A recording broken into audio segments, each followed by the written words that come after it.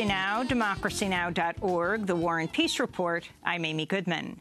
In an historic announcement, the Justice Department has told the Bureau of Prisons to end the use of private prisons. In a memo released yesterday, Deputy Attorney General Sally Yates wrote that private prisons, quote, simply do not provide the same level of correctional services, programs, and resources, do not save substantially on costs, and do not maintain the same level of safety and security, unquote, as facilities operated by the Bureau of Prisons. This is former President Bill Clinton speaking earlier this year about the need for prison reform. We need prison reform. He will tell you. We overdid it in putting too many young nonviolent offenders in jail for too long. Now, 90+% of them are in state and local facilities, but the federal government can set an example. And this is something a lot of Republicans agree with. So let these people out of jail. We'll give them education, training. That was Bill Clinton. Laws enacted during Clinton's presidency increased the national prison population by more than 60%. The Justice Department's directive will affect 13 federal prisons, but does not mean all federal agencies will necessarily stop using private companies for detention. The Department of Homeland Security's Immigration and Customs Enforcement also uses the private corrections industry and is not included in the order. We'll have more on this announcement after headlines with investigative reporter Seth Freed-Wessler, Democracy Now!'s Renee Feltz, and journalist Shane Bauer, who went undercover for Mother Jones to work as a private prison guard and who himself was a hostage imprisoned by Iran for more than 2 years. U.S. Homeland Security Secretary Jay Johnson visited parts of Louisiana devastated by historic floods this week and said the federal government will help for as long as it takes communities to recover. At least 13 people were killed and more than 86,000 people have filed for federal assistance. 40,000 homes have been damaged or destroyed.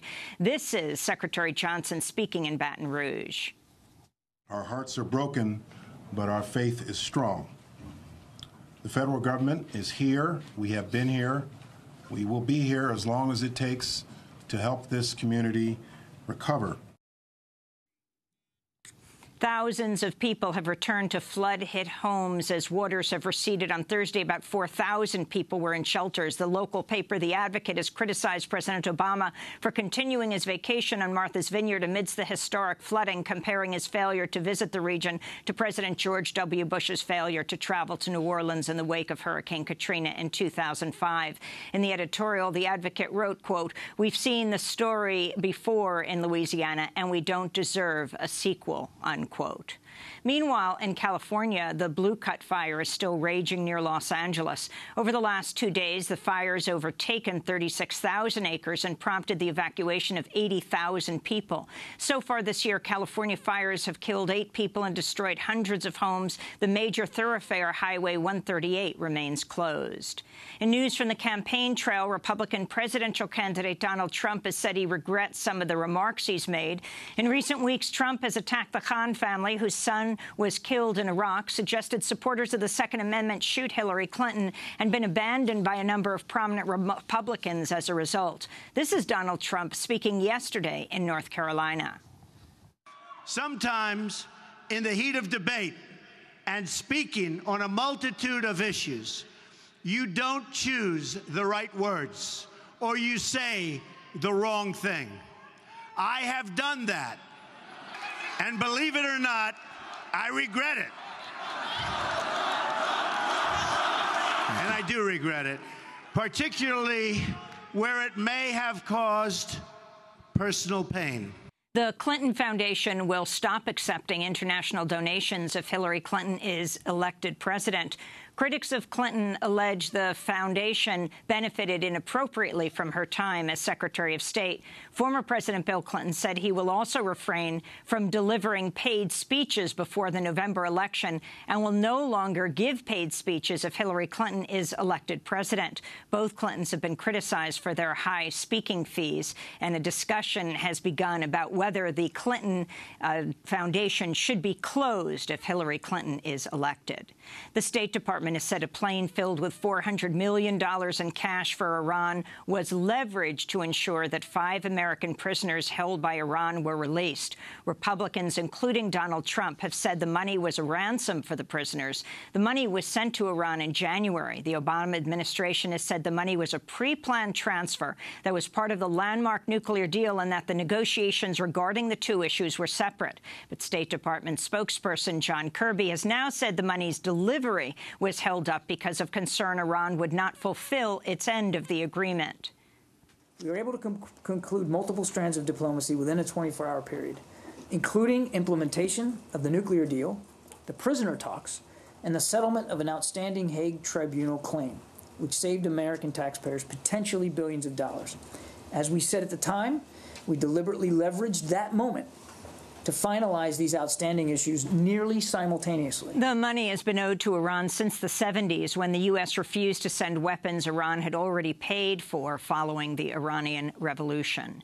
In news from the Olympics, Brazilian police have accused a group of U.S. Olympic swimmers of vandalism during an incident at a gas station last weekend and say they're now considering whether to recommend charges against the 4 men, which includes gold medalist Ryan Lochte. The swimmers told authorities they were robbed by gunmen impersonating police officers in the early hours of Sunday as they returned in a taxi to the athletes' village from a party in Rio. However, after an investigation, Rio police said there had been no robbery. U.S. Olympic Committee CEO Scott Blackman said in a statement, quote, "We apologize to our hosts in Rio and the people of Brazil for this distracting ordeal in the midst of what should rightly be a celebration of excellence," unquote. This comes as the Olympic Games enters its final weekend in Rio. There have been a number of historic firsts for American athletes. For the first time ever, American women placed first, second, and third in the 100-meter Olympic hurdles. The runners, Brianna Rollins, Nia Ali, and Christy Caslin, are all African-American. The American Olympic gymnastics team has also made history. The so-called Final 5 women's gymnastics team concluded their run in Rio with a historic 9 medals. They're the most diverse gymnastics team to ever represent the United States. Simone Biles and Gabby Douglas are African-American. New Jersey-born Lauren Hernandez is of Puerto Rican descent. Madison Koshin and Ali Raceman are white. We'll have more on the Olympics later in the broadcast with sportscaster Dave Zirin. In Turkey, President Erdogan has accused followers of the U.S.-based Turkish cleric Fethullah Gulen of being involved in attacks by Kurdish militants that killed 10 people in the country's southeast. Erdogan has already accused Gulen's supporters of planning a failed military coup last month, but it's the first time he's linked the coup supporters to the Kurdistan Workers' Party, more commonly known as the PKK. Turkey's fought a war against the PKK since the 80s. Erdogan offered no evidence to back up the claim, but called again on Thursday for the U.S. to extradite Gulen so he can stand trial in Turkey. There is no need for further delay. The developments in our country are going towards a different direction. A strategic partner should not make things difficult for its strategic partner. On the contrary, they should facilitate.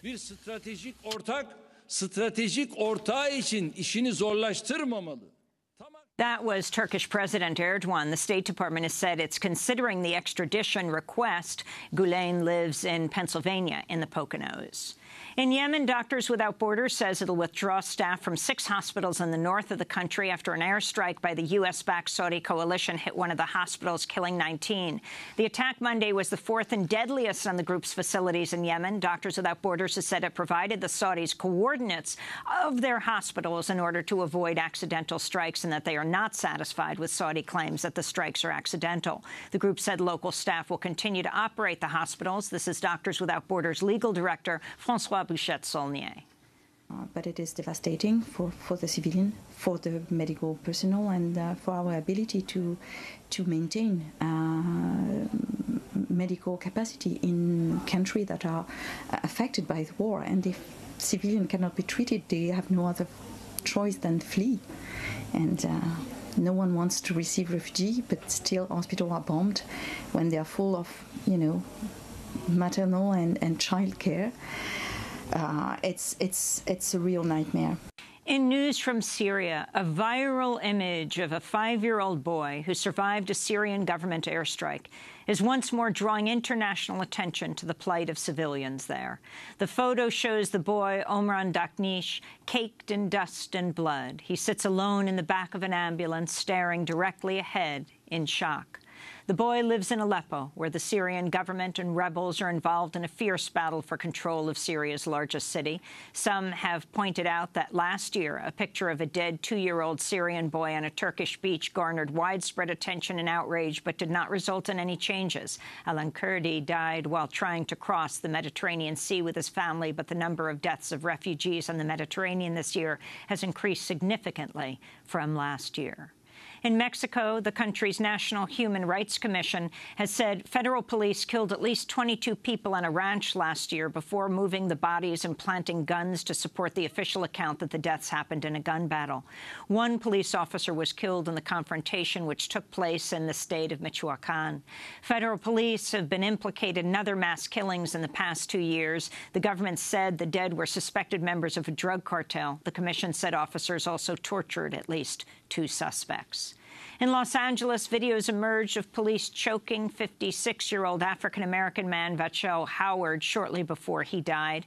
The police department has suppressed the release of the video. Howard died in a Los Angeles police jail in 2012.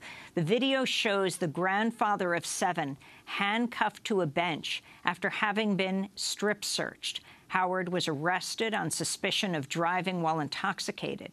The video does not show how the altercation between Howard and the officers began, but does show 6 officers pinning Howard to the ground before he died. It also shows them laughing as he lay motionless on the ground before medical help arrives.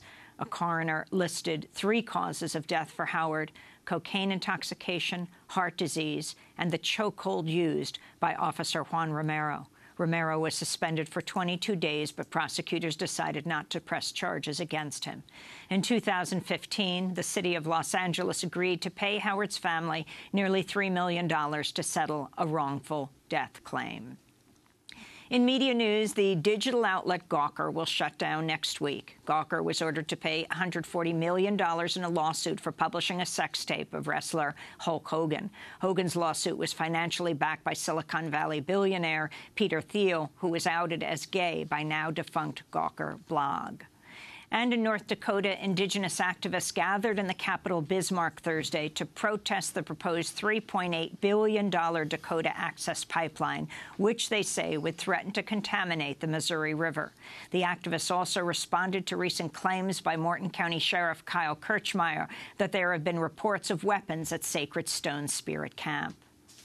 It's turning into a unlawful protest with some of the things that have been done and has been compromised up to this point. We have had incidents and reports of weapons, of pipe bombs, of some shots fired. At Thursday's protests, activists denounced the sheriff's claims, saying their actions were nonviolent and there were no weapons at the camp. This is Tara Huska, National Campaigns Director for Honor the Earth. People are here to stand in prayer with love in their hearts because this is our children and this is our children's children. Water is life. Without water, we cannot exist. And everything that we're doing is in peace. It is really just to protect. We are not protesters, we are protectors. I've seen a lot of prayers, a lot of, there's dancing, there's singing. People are doing actions, direct actions, but at the same time, everything is peaceful. Everything that we're doing here is with one goal, and that's to stop this pipeline from contaminating a river and harming an entire people and every single person that's along it. More than 1,000 indigenous activists from dozens of different tribes across the country have traveled to the Spirit Camp. The protests have so far shut down construction along parts of the pipeline. This comes as, on Thursday, activists from the Pine Ridge Reservation in South Dakota reported experiencing traffic checkpoints manned by state and local police who stopped cars to look for tribal members planning to travel to North Dakota. Activists said more than 100 cars were stopped and those suspected of heading toward the protest were turned back.